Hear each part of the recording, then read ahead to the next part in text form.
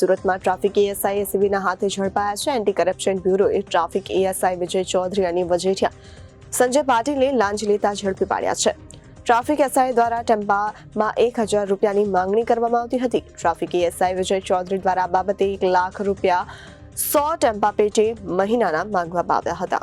Surat traffic ASI એસીબીના હાથે ઝડપાયા. Anti corruption બ્યુરોએ traffic ASI વિજય ચૌધરી અને વજેઠિયા સંજય પાટીલને લાંચ લેતા ઝડપ્યો છે.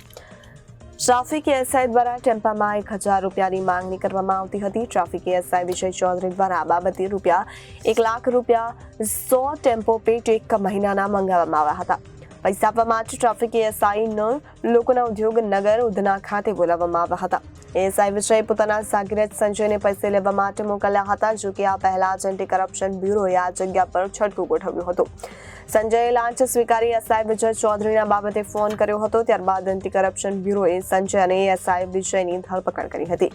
એએસઆઈ વિજય છેલ્લા 7 વર્ષથી સુરત શહેર ટ્રાફિક વિભાગમાં કામ કરે છે અને 5 વર્ષથી રિજિયન 2 માં નોકરી કરે છે.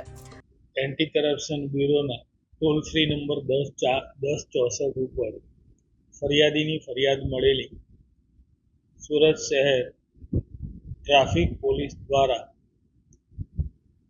ટેમ્પો દીઠ 1000 રૂપિયા એમ 100 ટેમ્પોના 1000 લેખે લાખ રૂપિયાની લાંચની માગણી થયેલ હોય, જે લાંચની માગણી જે ટ્રાફિક પોલીસના એએસઆઈ વિજય રમણ ચૌધરી તથા સંજય પાટીલ જે એક પ્રજાજન છે, જે પ્રજાજન લાંચની રકમ સ્વીકારતા રેડ હેન્ડ પકડાયેલા અને એ વિજય સાથે તેમનું મેળાપીપણું હતું.